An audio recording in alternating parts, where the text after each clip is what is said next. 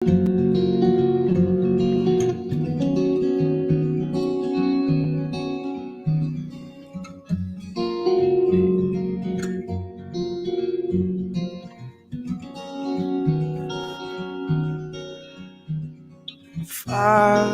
God, you know my every thought. You know my ways, the path on which I walk. And you know me better than I know myself. And you've known me longer than anyone else. Such knowledge is too wonderful for me, and I can't even understand it. Such knowledge is too wonderful for me. I can't even comprehend it, but I know you see. Oh, this I know you see. Oh, I could walk where men may never tread, or plunge the depths where I could make my bed. But I never went hide and seek. You're so good at finding me, only lost in the mystery of the depth of your love for me. Such knowledge is too wonderful for me, and I can't even understand it. Such knowledge is too wonderful for me. Oh, and I can't even comprehend it, but I know you see. Oh, this I know you see.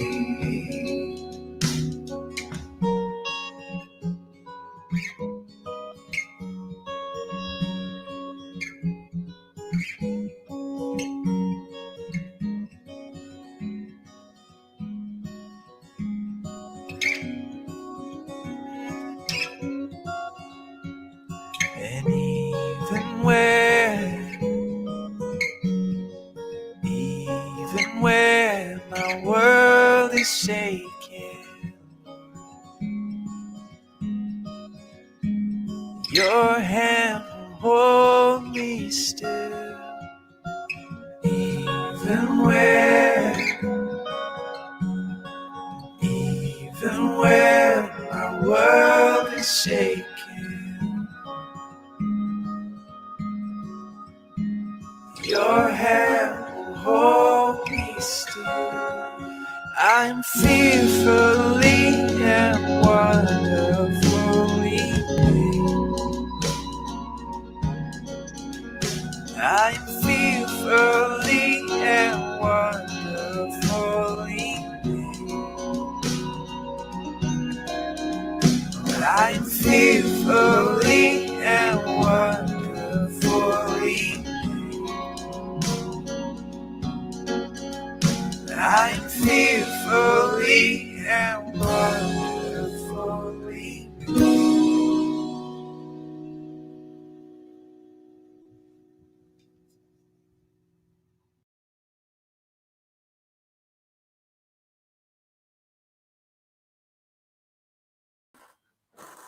Hello, table friends.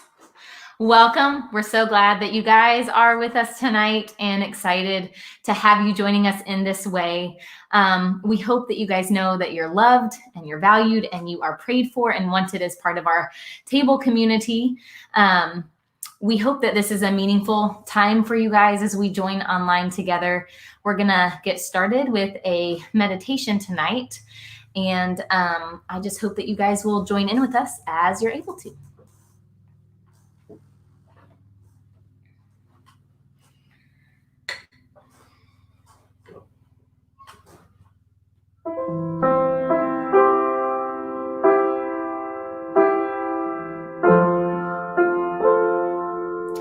Be quiet for a moment.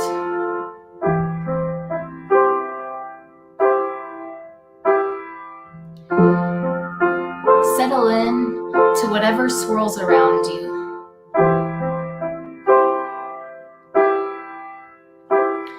Listen to the sounds. Feel each texture against your skin.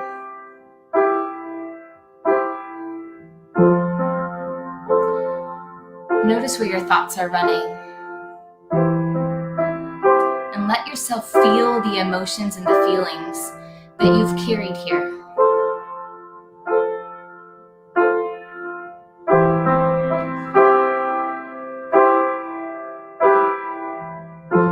Notice your breathing. As you take this breath, let it root you into this moment. You cannot return to a past breath, nor can you breathe a future one before it's needed. You have only the breath that you need for right now. It continues to flow in and out without your attention, without your request, regardless of your situation or environment.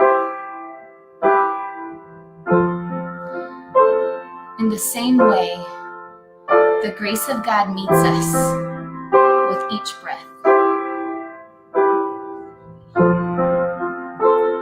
His faithful presence available to us, regardless of our surroundings or our struggles.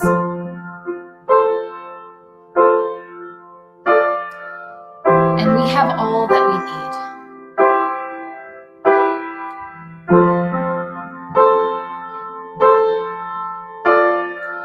As you take each breath, choose His love. Let it root you into the present moment. Invite it to fill up your lungs and flow out of your body and your mind. Let it flow through you and fill your life. You are full of His love. Like breath, we have what we need for this moment. His love is our anchor. It sustains us and it carries us forward.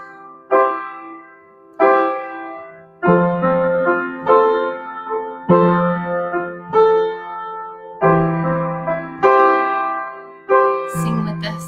It's your breath in our lungs, so we pour out our praise, pour out our praise. It's your breath in our lungs, so we pour out our praise to you only.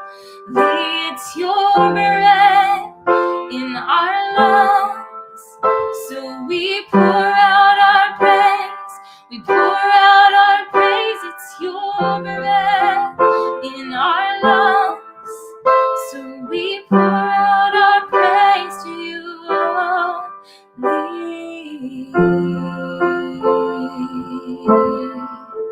Hey, only you.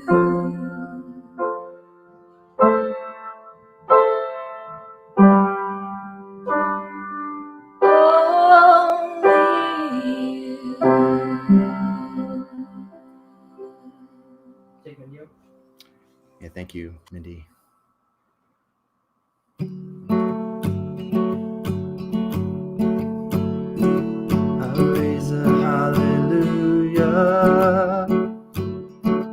in the presence of my enemy. I'll raise a hallelujah louder than the unbelief. I'll raise a hallelujah.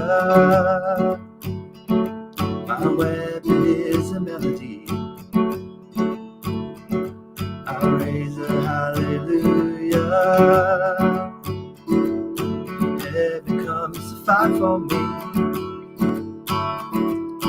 I'm gonna sing in the middle of the storm, louder and louder.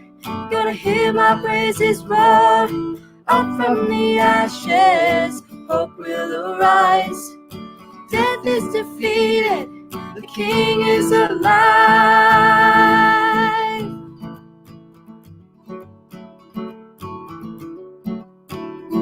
I'll raise a hallelujah with everything inside of me.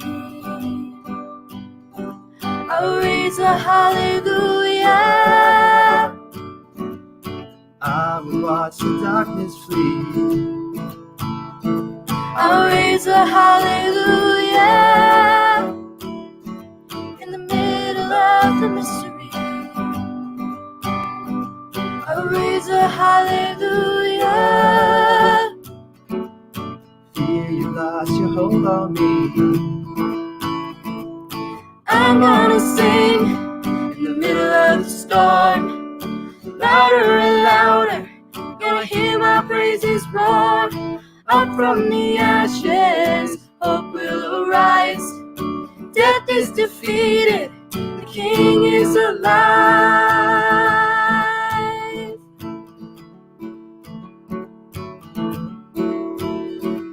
Sing a little louder. In the presence of my enemies, Sing a little louder. louder than the unbelief. Sing a little louder. My weapon is a melody. Sing a little louder. Heaven comes to fight for me. Sing a little louder. In the presence of my enemies, Sing a little louder. louder than the unbelief. My weapon is a melody. Sing a little louder. Heaven comes to fight for me. Sing a little louder. I'm gonna sing in the middle of the storm, louder and louder. Gonna hear my praises roar. Up from the ashes, hope will arise. Death is defeated, the King is alive. I'm gonna sing in the middle of the storm, louder and louder. Gonna hear my praises roar. Up from the ashes, hope will arise. Death is defeated, the King is alive.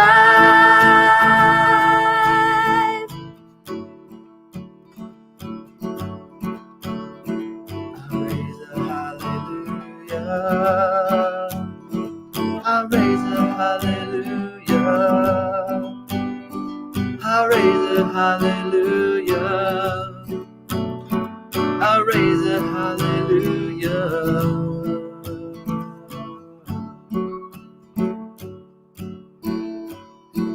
You broke my chains of sin and shame, and you covered me with grace.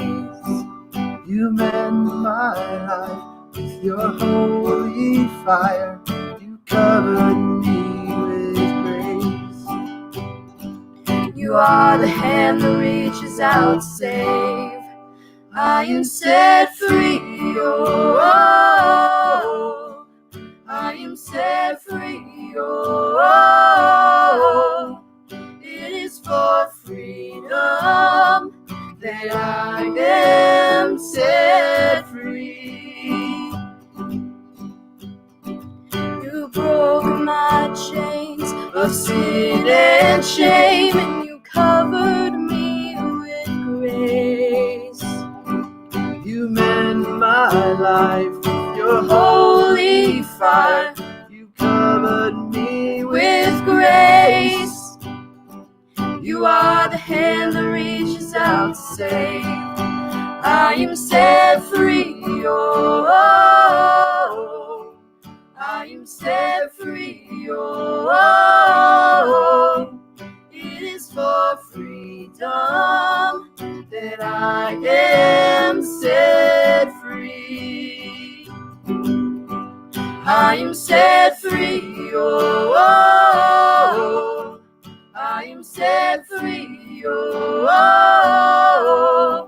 it is for freedom that I am set free.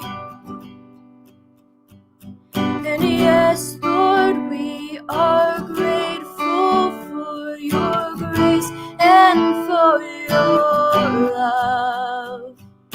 Yes, Lord, we are grateful for your grace and for your love. Yes, Lord, we are grateful for your grace and for your love. Yes, Lord, we are grateful for your grace and for your love. You are the hand that reaches out to save. I am set free, oh, I am set free, oh, it is for freedom that I am set free. I am set free, oh, I am set free, oh, it is for freedom that I am set free.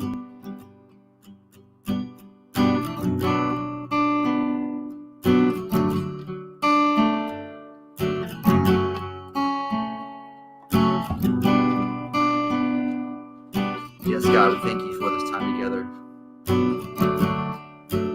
especially in times like these, Lord.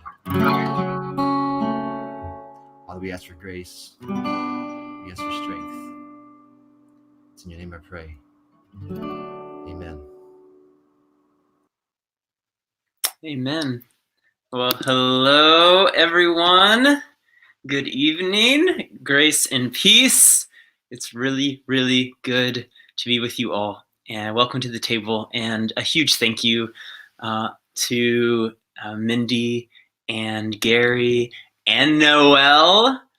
I was worshiping, but I did glance at the comments, and Noelle was clearly very popular in the comments tonight. I know I heard her during the practice, and I was like, "Oh, Noelle can sing." No, didn't know that. So it's pretty cool, and it's just well, one of the things I love about this format that we're doing here is that we are able to like include kind of some different people. Like last week we had Ryan, and it's pretty cool. So I am grateful, even in the midst of the constraint of this technology. On the upside, it is a huge blessing just to be able to do this. And so thank you to Gary again for helping us figure all this technology stuff out and making it all kind of possible. So I have got two quick announcements, because I know obviously this is a pretty unprecedented time in like U.S., really in a way world history, but specifically U.S. history. And I know you could be in a place where you could just use some connection like in your life. And so I want to offer you two ways to do that. I've mentioned these online.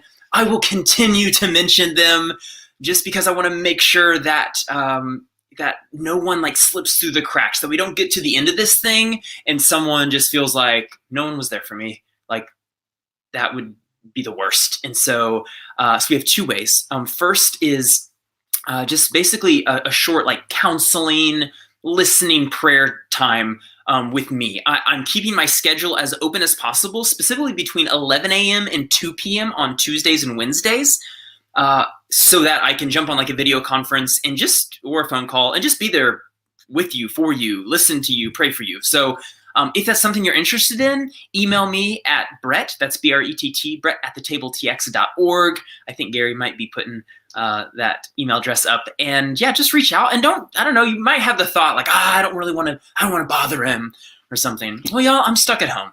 Okay, so you would be doing me, and it would be my honor. And you would help me fill my days with something meaningful. So feel free to reach out. The second way is meetups. These are our weekday small groups. They are continuing to meet basically online. And so we have everything from book clubs to a men's support group to a teen girls group. And so if you're interested in checking out a meetup, go ahead and kick an email to Karen at thetabletx.org. She'll help you get connected.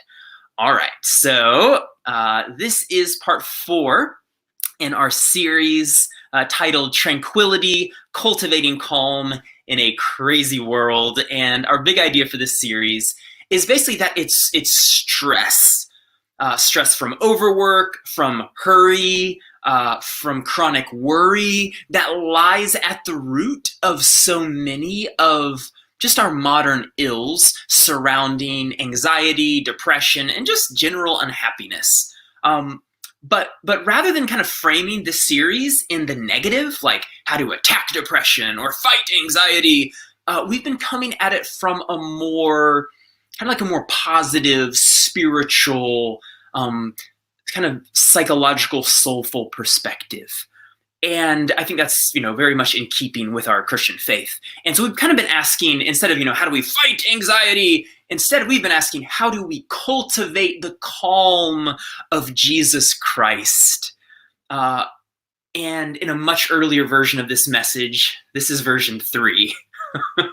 They were all way too lengthy. I had to cut something out. But I had all these examples of the calm of Jesus. Because if you just go back and read the Gospels, he was, what's the phrase? Cool as a cucumber. All right, that's not a very cool way to put it, but it's true, right? Like if you just read about Jesus, he was just calm. I mean, it was very difficult to get him riled up. Occasionally, prideful religious folks really got his goat and he would get upset.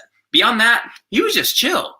Right, so that's kind of the question we've been asking. How do we cultivate the calm of Christ? How do we nurture tranquility in our hearts and our minds? And so with that in mind, I'm just so excited for my message tonight because I just believe if all you had was this one teaching, you could, in just a few weeks of diligent practice, massively positively impact your baseline of tranquility and joy. I really believe it's that powerful. Now, having said that, tonight will be a bit unique in that I'll be referring to a different religious tradition just a few times throughout my sermon. That religious tradition is Buddhism. Now, I want to sort of just say this up front. This is not because Pastor Brett is considering converting to Buddhism. It's simply because, so we have a value here at the table for being an eclectic people. That's the word, eclectic. And basically that means that we believe all truth is God's truth, no matter where it may be found. And I have simply found a lot of truth in that tradition. It has helped illuminate my Christian practice in a really meaningful way. So, okay, that's the caveat. All right, so with that in mind, the title of my message tonight is Present. Present. And I want to frame it kind of in this way. So, we live in the age of worry, of problem solving, of obsessive and endless thinking, of almost an addiction to like excitement and feeling. We live in the age of more, accomplishing more, becoming more, doing more, as we looked at last week, cramming more in. But is it possible that we are missing the one thing required to experience our lives as rich? And yes, at times, profoundly painful, but also impossibly beautiful, as God saturated as they actually are.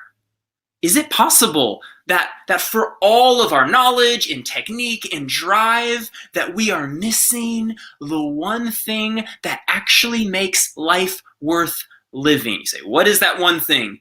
An awareness that right now is all there is. Like literally, that is what God has given you right now.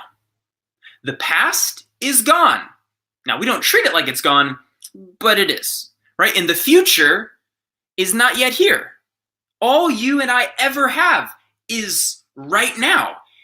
And yet we spend so much of our lives distracted, like lost in thought, uneasy. You know, that uneasiness that just sort of haunts us. We spend our days angry about the past, anxious about the future, especially right now. It's very easy to do, right? You might say that it's like we're here without being here. There's this split between the mind and the body, right? The body is here, the mind is in La La Land. This is how Jesus put it in Matthew chapter 6, beginning in verse 25. He said, "Therefore I tell you, do not worry about your life, what you'll eat or drink, or about your body, what you will wear. Is not life more than food, and the body more than clothes? Look at the birds of the air. They do not sow or reap or store away in barns, and yet your heavenly Father feeds them. Are you not much more valuable than they? And can any one of you, by worrying, add a single hour to your life?" And then verse 34, "Therefore, do not worry about tomorrow, for tomorrow will worry about itself. Each day has enough trouble of its own." All right, so what is the implication of this? What is Jesus saying? Well, I think he's making the observation that us human beings, we're a strange species because we spend most of our lives not deeply immersed in the present moment, not mindful of ourselves, our environment, the people, the beauty around us. No, we spend our days, like I said, here but not here, right? We spend our days lost in thought about almost anything but what we're actually doing. In other words, we struggle to pay attention to this day, this hour, this moment, right? That's what Jesus is saying. Like we're into tomorrow and we're missing today, this hour, this moment. And here's why I think this matters. I'm becoming increasingly convinced that a lack of present moment awareness is not only killing just our inner sense of tranquility, but it's also killing our faithfulness and discipleship to Jesus Christ. Because as I understand it, the Christian life is a process of learning to love, learning to develop a deep love for the sacred, for God, learning to love every person we interact with, and yes, even learning to love and appreciate ourselves. But here's the key question. How can I love if I am not present wherever I am? This is the truth I want us to start to get. Like, how can we love if we are not present where we are? I want you to think of like your friends or your partner or your kids. What do they want above all things? I mean, think about it. Like, you can give them gifts, right? You can provide them with money, super fancy things.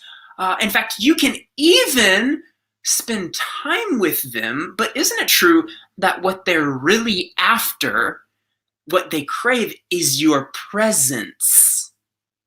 Like, think of it. Imagine that you go out on a date with your significant other and you spend the entire evening, like you're there, but you're on your phone. Just, where's my phone? I have a prop, right? So the whole evening is spent like, yeah. Mm-hmm. Well, now, technically, you gave them time, right? I mean, you were there, but would your partner say, "I feel really connected. I feel so connected to you. This is just we are right there." No, of course not. Why? Because the primary way we love is by giving the gift of our focused attention and presence. I've talked about this before, but my brother has this amazing capacity to be present. And it's good because I have a mic here, or not a mic, but a camera. And so this is like, if you talk to my brother, this is how he looks at you. Like he's just locked in. I mean, and there have been times where I'll like walk over like, "Hey buddy, hey Josh, hey, real quick, I just ask a quick question, and he will not break. He will just ignore me. He's just locked in, right? This is how we love well, is giving the gift of our focused attention and our presence. And so for the last 6 years, I have been learning on a journey, trying to practice what I'll call it present moment awareness. And I have good news and bad news. All right, so the good news is that it is indeed completely transformative. Like it will draw you closer to God, to yourself, to the people in your life. You will be better everywhere, across the board, at work, at play, at home, everywhere. Okay, now the bad news. The bad news is that it is indeed the hardest thing I've ever attempted in my life. I mean, I said I've been working on this 6 years, and I'm still a beginner. And I mean, at one level, right, it's a simple practice. Simply focus your mind on the present moment, on what is right now, right? That's simple. So if you're having a conversation with someone, you're there. If you're working on something, you're there. If you're walking, you're there, right? It's super simple. Not easy. Not easy at all. And depending on your personality, though, I think it's not easy for differing reasons. In other words, not everyone kind of drifts out of the present moment for the same reasons. And so I'm going to give you 4 types of people and why they struggle to be mindful of the present moment. I suspect you'll recognize yourself in at least one, maybe 2 of these, maybe more. All right, but let me go through these. Number 1 is the worriers. Are the worriers? Not it's plural. All right, are the worriers, not warriors. Warriors. So this is who Jesus was speaking directly to in our beginning text, right, from Matthew 6, when he said, "Do not worry." Right. So these are the people who are constantly scanning the world for threats. Right. Your mind is obsessed with what tomorrow could hold, and like you were weeks ahead of everyone on this, COVID coronavirus thing. Like you were. You had him. And here's the thing, it's not even just for you. Like you're worried about everyone in your life, right? Your family, friends, coworkers, and in fact, if they don't seem worried, you're worried that they aren't worried enough. You're a real mess. It's okay. We're all a mess in our own way. That leads me to the second group. This is my group. I'm going to call them the thinkers. The thinkers. Yeah, this is definitely me. So for these folks, life is a problem to ponder, a riddle to be solved. You are constantly, maybe I should say we, are constantly lost in thought, right? When we're driving, when you're driving, it's like you're not driving. You're solving problems. When you're talking with someone, like you're kind of listening, but mostly you're solving their problems and thinking of what you're going to say next. And as far as you're concerned, honestly, you don't even need a body. You could just exist right here on up. All you need is a brain, just a brain to think and think and think and think and think.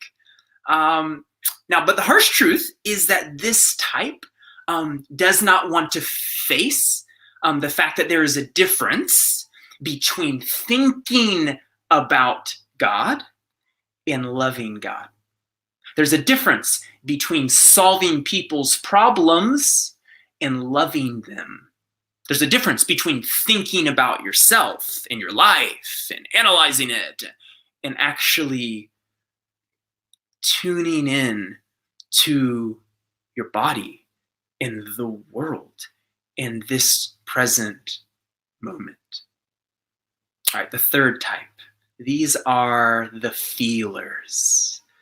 These are the folks who aren't necessarily, they're not so much just, maybe worry doesn't quite get at it, and they aren't so much problem solving, so much as they are sort of lost in a sea of emotions and feelings, sometimes positive, most of the time negative.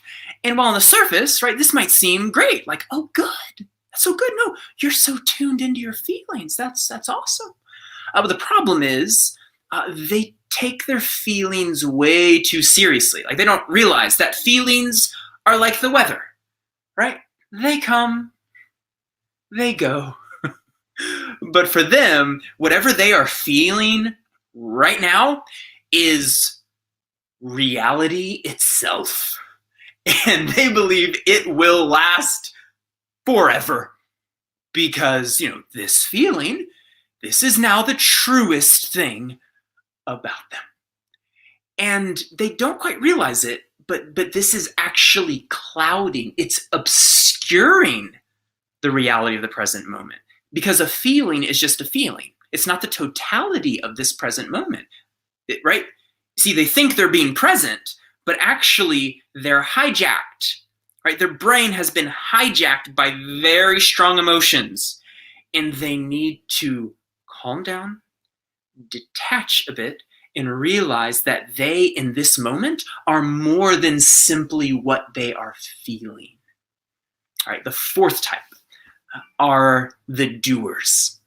I thought about calling them the achievers, but honestly, that's not quite accurate, because while this can be sort of a very type A, hard-driving, person, it can also simply be the ones who just love to do things, right? They wake up and they got stuff to do, and they get busy. And by the way, this doesn't sound bad, right? But it does have its dark side, its shadow side. Shauna Nyquist, in her book, Present Over Perfect, she describes this really, really powerfully.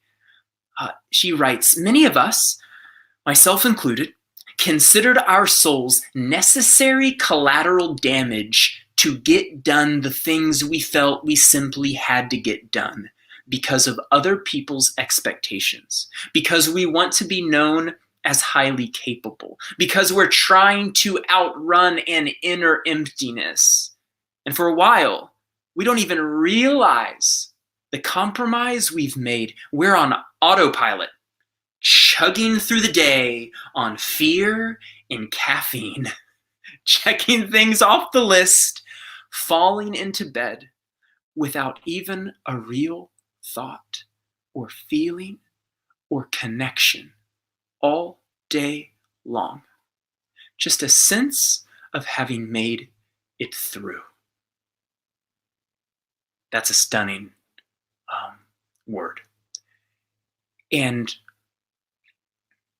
you can probably hear in that the shadow side of that kind of doer, achiever mode. And what's a little bit dangerous about maybe this one is American culture in particular, it really celebrates the doer.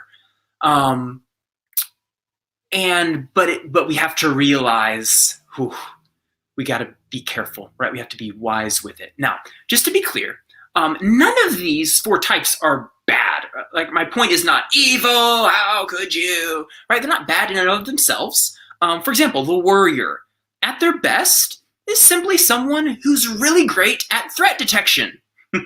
They see problems developing before others, right? At their best, they aren't worried, as I said 2 weeks ago, just concerned. They have concerns, right? Concerns that hopefully they can kind of identify and then take action on and then move forward, not churning, right? That's the danger. All right, but the thinker is also not a terrible person. They're great at seeing deeply and solving problems. The feeler is emotionally intuitive, right? Very tuned into their own feelings, the feelings of others. They would make great therapists and fabulous friends because they can just sit with you and be like, oh my gosh, right? That they get wonderful. And we need the doers among us. Amen. Like someone's got to get something done. So that's great. But what happens? What's not so great? Well, as we've seen, each type has its own special way of becoming detached from this present moment, which is to say, detached from God, detached from even their true selves. That's what Shauna Nyquist names so beautifully in that quote, right? You can hear the person who's just hard charging or going, and yet they haven't been tuned in, right? The worrier is eaten up with anxiety. The thinker has turned into a robot. The feeler has become a basket case. The doer is a perpetual motion machine. And when I slip into these modes, the life of Christ is not happening in me. Joy is not bubbling up. Tranquility is not becoming the defining marker of my life. I am failing to learn to love. All right, so what can we do? I definitely don't want to just end there. Well, good luck. So let me give you I want to give you a few practices. We'll do 2 practices that can basically just help you grow in your awareness of the present moment. So here they are. Number 1, when walking, walk. When sipping coffee, just sip. I know, super profound. Like I said earlier, super simple, not easy. This is a short story. This is from the Zen Buddhist tradition. And it says, a certain Zen master was approached by a disciple who asked about the essentials of the teaching, probably expecting to receive a very lengthy exposition of subtle Buddhist philosophy, or perhaps something marvelous and mysterious. He got neither. The Zen master only said, when hungry, I eat. When tired, I sleep. The disappointed disciple asked, but this is what ordinary people do. How do you differ? To which the Zen master replied, when they eat, most people think 1,000 thoughts. And when they sleep, they dream 1,000 dreams. So what does this mean? What it's naming is that most people aren't very mindful, right? Since they allow their minds to simply wander around wherever they please. And then even worse, they believe what they're thinking. Like, oh my God, that's the last thing you want to do is believe every thought that comes into your head. Like, that's a recipe for deep sadness. Right? Whereas the spiritually minded person, how are they? They are concentrated. They're tuned into whatever or whoever is before them. All right, so how does this look in my own personal life?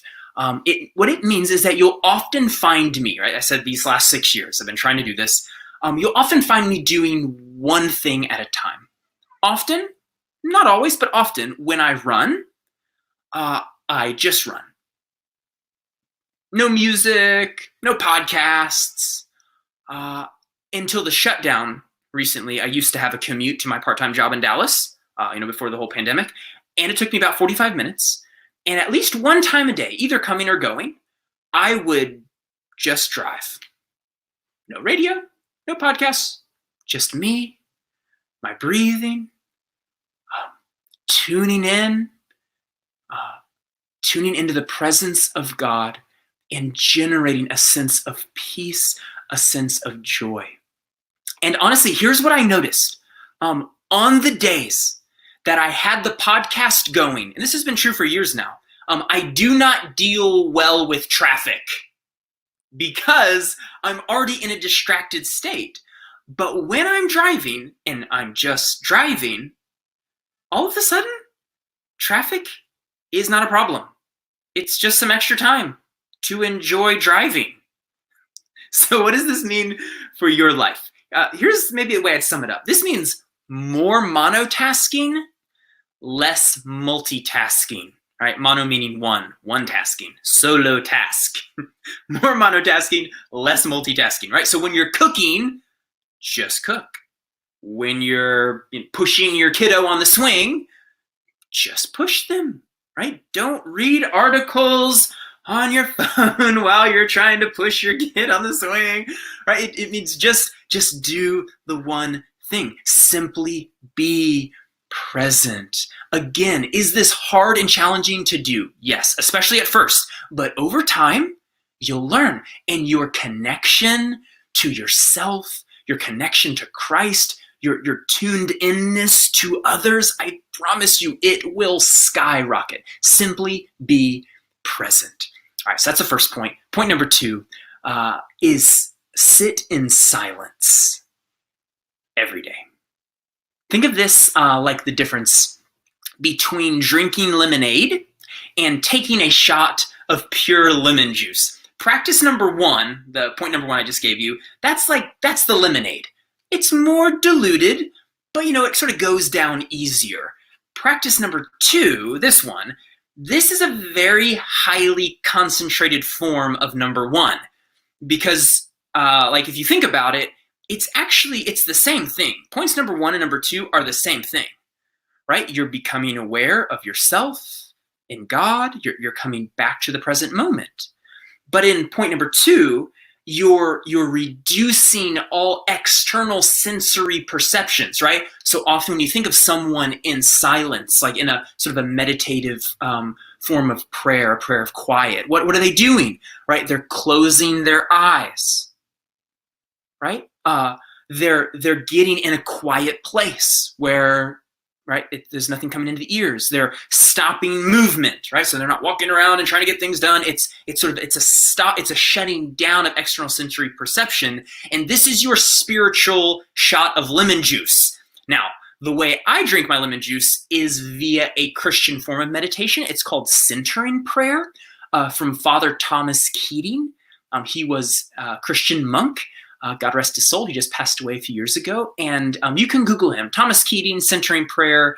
And it's an incredibly powerful form of prayer because it's just simply a time to sit and be present to yourself in God. No distractions. Nothing. And again, super simple. Just sit in silence, but not easy, right? However, over time, it does get easier. And you'll actually start to look forward to this time of concentrated presence. And also, by taking your shot of lemon juice each morning or evening, however you like to do it, or both, it makes drinking your lemonade throughout the day feel much, much easier. So if you're wondering, what does Brett's day look like? This is how my day always begins. Wake up, brush the teeth, sit my booty down in quiet for quite a while. And it's just a powerful way of coming home to myself and to God. All right, so in closing, I want to offer one clarifying point and then a few resources. So the clarifying point is that I just want to name, I'm not suggesting that you stop reading your Bible or saying regular prayers. I still do both of those each day, right? I'm simply naming that I think we should incorporate these practices as well, particularly if you find yourself struggling with anxiety, depression, just a general sense of unhappiness. Oh man, I encourage you to engage these resources and engage these practices. All right, so here are 3 books that I found really helpful in learning about this. Also, if you're not a book reader, you can just look on these for these people on YouTube, and you'll find lots of videos and resources about them. So book number 1 is The Heart of Centering Prayer by Cynthia Bourgall. And that it teaches you that centering prayer practice that I was describing earlier. The second book is The Practice of the Presence of God by Brother Lawrence. This is a must read. Every Christian must read this book. It's super small, super easy read. And then finally, Peace is Every Step. This is by the Buddhist monk Thich Nhat Hanh, and he's amazing. If you want to learn that kind of day-to-day present moment awareness, you need to read Thich Nhat Hanh, Peace is Every Step. A true saint in our world. Wonderful, wonderful. So, all right, let me go ahead and pray for us. Lord Jesus, would you teach us, Lord, to be present? Because when we're not present, God, we're not connected to you. And I pray over every person listening to this talk, whether they're a part of our church, the table, or not. I pray that you would lead them into a new path of awareness of who they are and the beauty around them, and most of all, God, an awareness of you, that you are closer than the air we're breathing now, that you love us in the world, all things and all people, and God, bring us into an awareness, like a living reality, God. We want to touch that reality and that truth. So would you do that work in our hearts and minds? Make us a spiritually minded people, not just people who know a bunch of things, not just a bunch of people who know things about the Bible or about Christian faith, but people who practice your presence, who are in tune with the risen Christ. So we love you, Lord. It's in the name of Jesus I pray. Amen.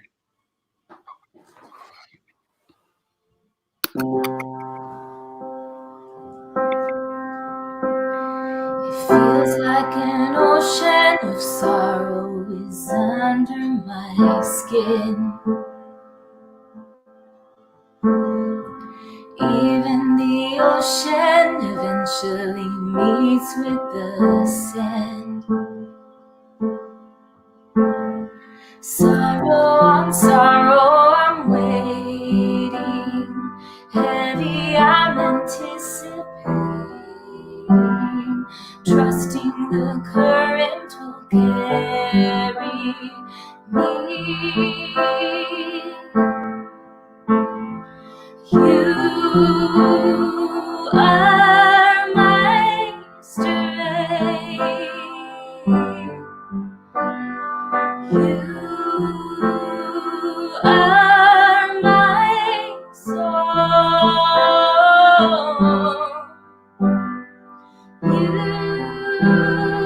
are my salvation.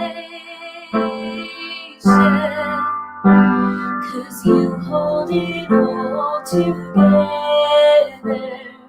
You hold it all together.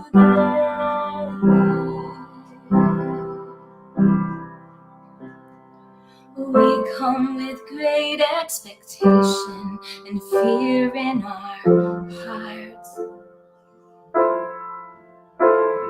Send us your light as we're making our way through the dark.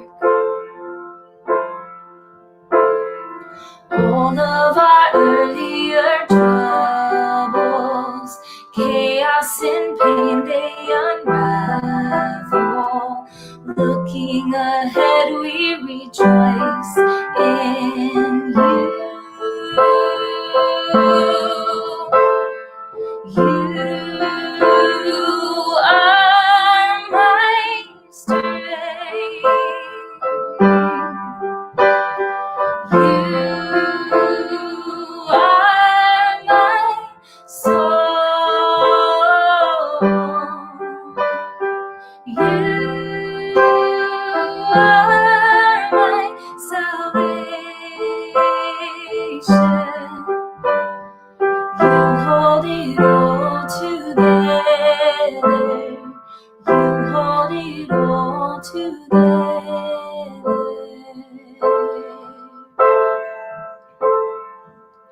Like a stone in a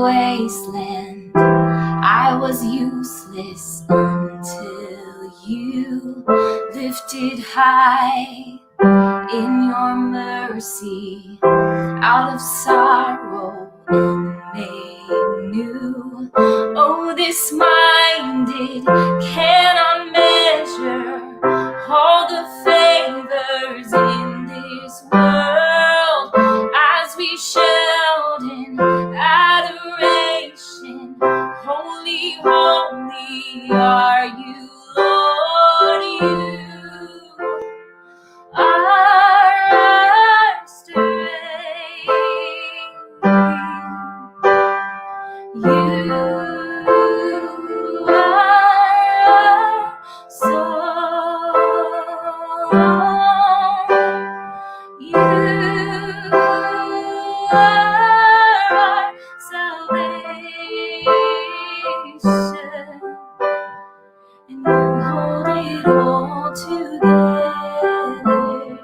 You hold it all together. You hold it all together.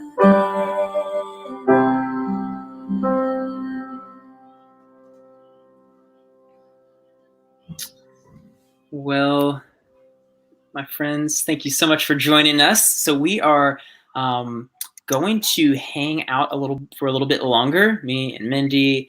And I've heard that it might be possible for Gary to post a link, and we could even maybe cycle in a few of you into this so we could chat. So feel free to leave comments and ask questions, or however you'd like to engage, whether it's something about the service or just otherwise.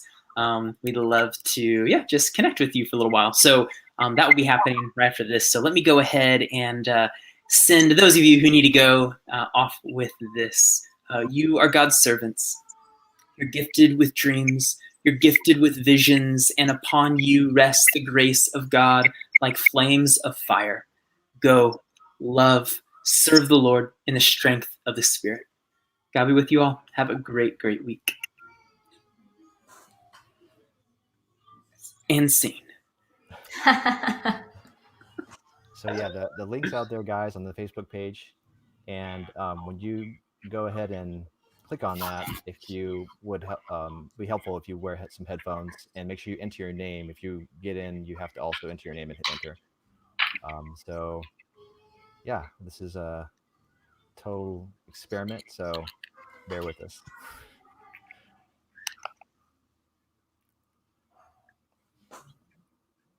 I'm not sure if anybody has tried yet.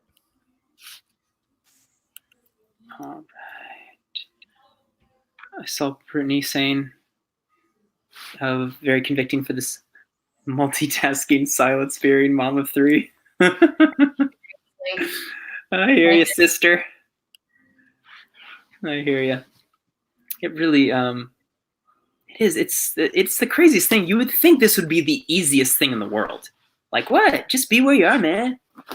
But our minds, they're a mess. I mean, yeah. I won't get too nerdy into the science of it, but I think some of it is just how we've come about, in this world, that our ancestors were had to survive in a really dangerous world. So their threat detection centers were going crazy, because all the chilled out people died.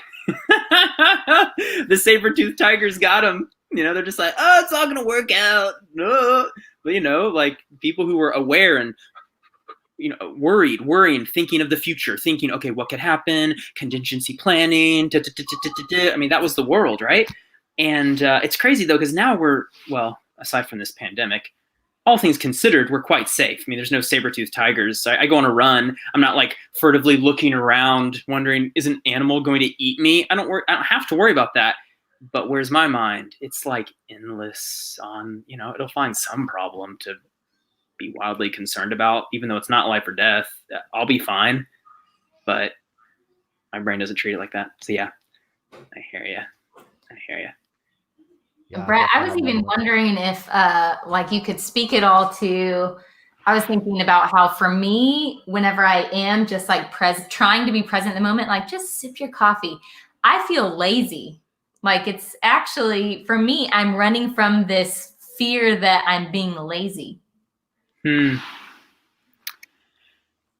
Yeah, that's maybe that might. I'm guessing you're type number 4, the doer, and it's probably something where it's a little bit cliche, but that whole thing, like, you're a human being, not a human doing, and there's something in certain people, but it's kind of in the culture too, where you derive your value from getting stuff done. Yeah. And instead of, you are already valuable, even if you never did another thing, like, you're loved, you're enough. Yeah. And sitting with that and learning to become comfortable with that seems again, important, but so challenging. Hard work. Yeah, really challenging. Yeah. CJ, just got to worry about the Bobcats. Hey guys. Caitlin and Brandon. Hi. Oh my gosh, y'all are. Caitlin, you're totally like here and talking. Are you're recovered enough from your was it strep? Yeah, I still have it, but it is much better, and I can breathe again. So Yay. Yeah. Well, I'm so glad that you're like on the road to recovery. Hey. Hey, who else just joined us?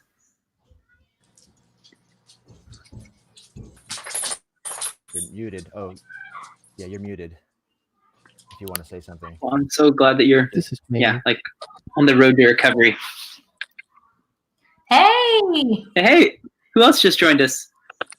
This is Jamie Johnson from North Fort Worth. Oh, awesome. What'd you say your first name? Jamie. You're muted. Jamie. Jamie. If you want to say something. Well, I'm so glad that you're This is me. like on the road to recovery.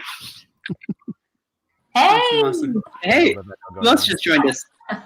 We're looping. Johnson. Yeah. I know. How about North Fort Worth. oh, awesome. What'd you say your first name? Oh gosh, I keep hearing myself talk. If you want to I'm say freaking out. I'm so glad that you're This is me. like on the road to recovery. Gary, let me jump out and come back in. Who else just joined us? We're looping. Johnson. Yeah. I know. How about North Fort Worth. oh, awesome. What'd you say your first name? Oh gosh, I keep hearing myself talk. If you want to I'm say freaking out. I'm so glad that you're This is me. like on the road to recovery. oh my gosh. Well, we may have reached the So much limits of our looping. experiment. Yeah. But it seems like it stopped. Looping. Well, hopefully if it's Brett will working, jump back- hopefully Brett will jump back in. Yep. Yeah. He's back.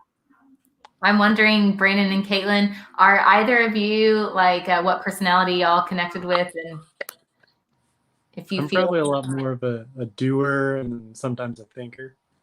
yeah. I'm a feeler. I feel everything all the time. Yeah. Hey, I cry at funerals at people I don't know. Y'all balance each other out. Yes. Jamie, how about you? I am a thinker and a doer, and more recently, definitely a feeler. Yeah. Wow, you're kind of growing into that side, like. It got out of control at one point in time. Oh yeah. Well, Caitlin can probably speak to that too. She might know a thing or two about. On a new hormonal change. Uh-huh. And so learning to deal with high levels of one hormone and no levels of the other Yep. changed me upside down and backwards. Yep. That- Yeah. I can only imagine that would be really challenging. Really It was. challenging. Good thing I had a nice psychiatrist following along with me. That's Good. good. Yeah, very, very good. Caitlin, what have you found anything that's kind of helped you, like when you get in that deeply feeling place and it's just starting to go like wild? Have you found any either practices or certain things that help you like kind of recenter and find God and yourself and all that again?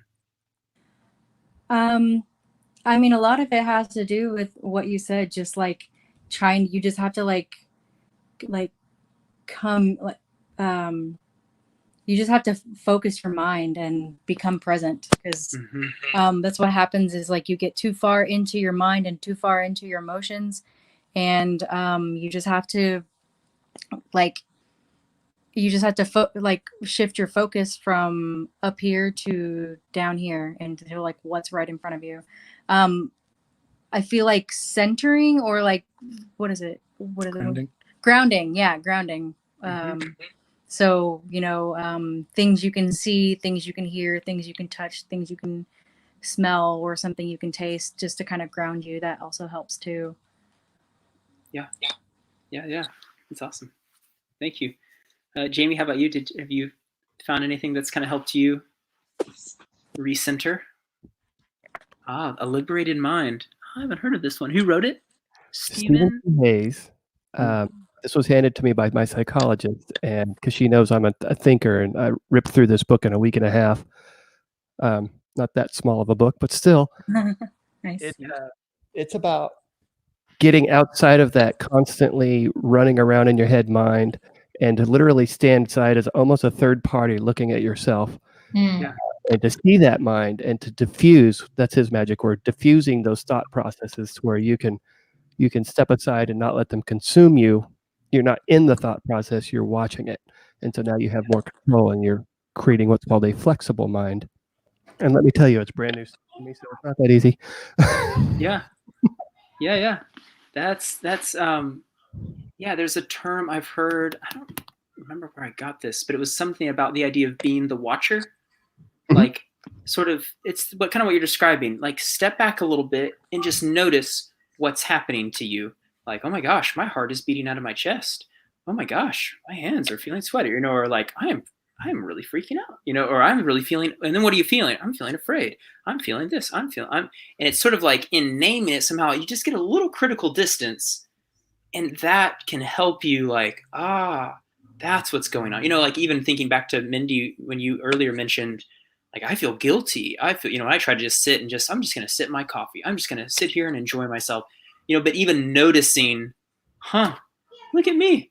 I'm feeling guilty for just sitting here. Like, just enjoy it. That's what's, and becoming aware. And then there's like now it's like there's the true self, and then you're recognizing the false self in a way. Like, it's kind of, it's doing its crazy thing. And you're like, look at me. That is nuts, and maybe not quite that judgy, but yeah. So I wanted to hop in. For me, it's I become the doer to avoid the worrier. That's what I end up doing. Because otherwise, I'm the guy laying in bed at night worrying about what there is to do or what I can't do about certain things, and so it's tough. This is a very timely message. Thank you, Brett. And it's very hard to sit in silence. I've been trying to do it, and like I have a Bible reading buddy right now, and we committed to texting each other every day about when we finished our quiet time and our passages. And I've failed a couple times now, and had to double up on a few days because it's super hard to stop moving for me, because when I stop moving, I have to be with my thoughts, and it's kind of tough right now. Yeah, I like how you put it. I become the doer to avoid the worrier. And we do kind of, we'll switch around, like, depending on what I need to try to compensate. But sometimes it's sort of changing out one unhealthy, like maybe even the way people do this with addiction. I mean, I do this with addiction, like switch out my addictions, So this week it's sugar, next week it's, who knows, whatever. And like, and it's, we almost can kind of rotate through them. So Gary, do we have anyone else trying to get in, or can we just keep chatting? I think we have CJ trying to get in, but he might be coming on just now. We'll see here in a moment. Cool. Boom. We have got our max of 6. Cool. CJ. Hi, guys. And welcome. Thank you. How is everyone? Doing great. This is Caitlin and Brandon in one window, which you might recognize them. And then I do. Jamie, who I just met, and is in the other window. So everyone else. And then my dear Mindy. Yes. Friend, good to see your face. Thank you, thank you. Good to see you guys. This being separated and not being able to come together is kind of trying right now. Tell me Yes. about it. It's not good for people that don't need to be isolated. Yes, and I think it's the challenge too is the length of time. I mean, it would be one Yes. thing like, hey everyone, we have to take a week, and Right. it's like, okay, we'll all get over it and we'll be fine. But Right. you know, geez, 3 weeks, 4 weeks, and then Right. the end doesn't seem to be in sight. And I know, being an introvert, I was very excited that I was forced to stay home. But now it's kind of getting to where, like, I kind of want to get out and do things. Mm-hmm. Right. Not as much of an introvert as you thought. yeah, yeah. Jamie, how about you? Are you like more introverted or extroverted, or where do you tend to? I'm still on the fence on that one. Okay, When I yeah. was young, I was always an introvert, always hiding from everybody and doing my own thing, Yeah. and amassing a huge amount of knowledge in my industry skills, as you can see behind me as well. And then somewhere along the line, the switch flipped, and Yep. I started sharing all that. I was just gushing out music, gushing out knowledge, gushing out CAD design, and so I turned into an extrovert at the same time. Mm. So internally, I feel like an introvert, where I don't have to be around a bunch of people, but that's not true. That's a big lie. Yeah. Yeah.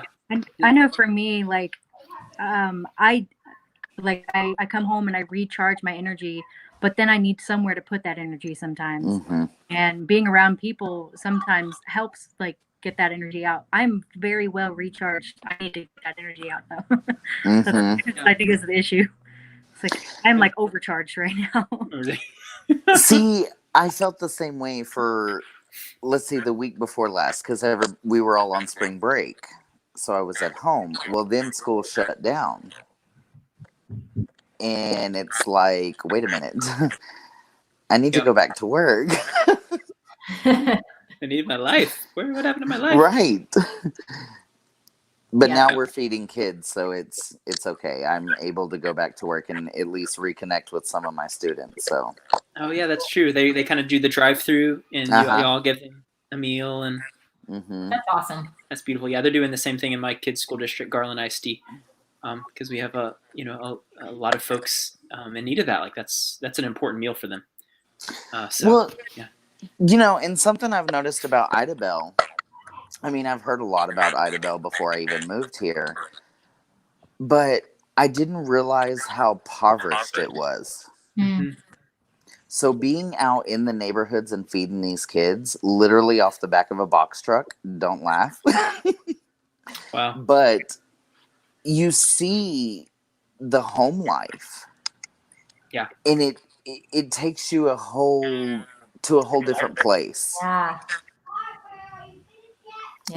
It's amazing. It's amazing. And then it just reconfirms that these kids really need to be in school. Like, that's their safe place.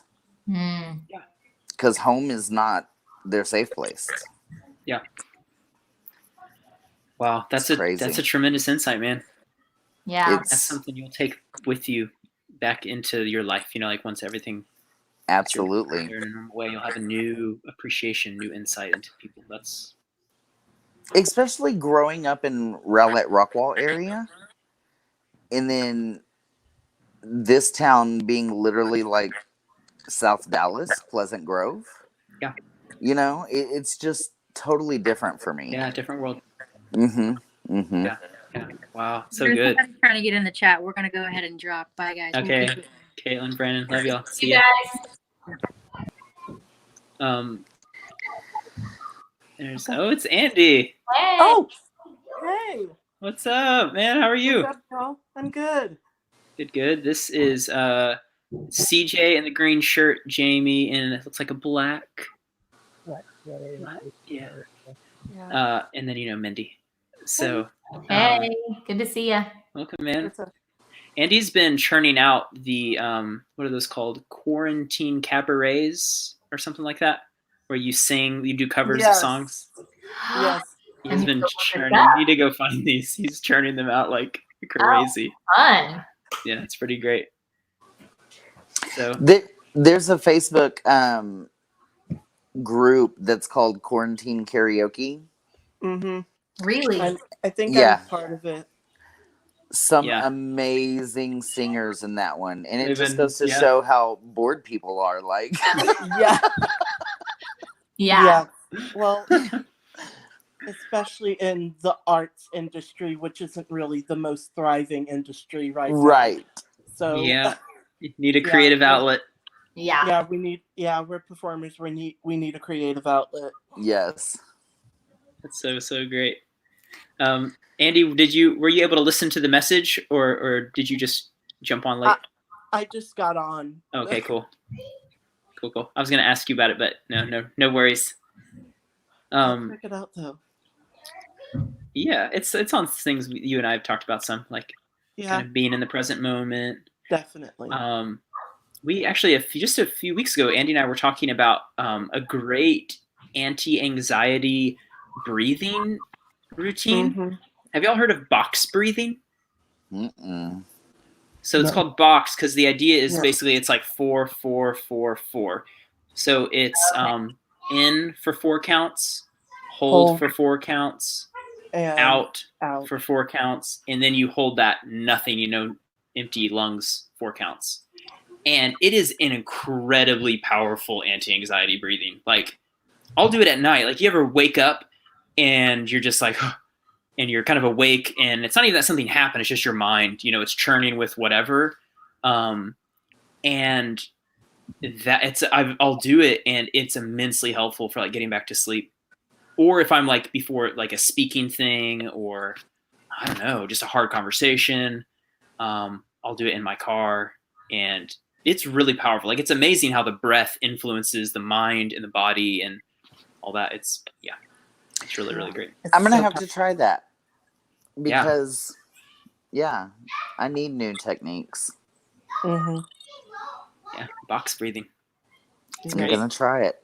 I'm going to He's try it.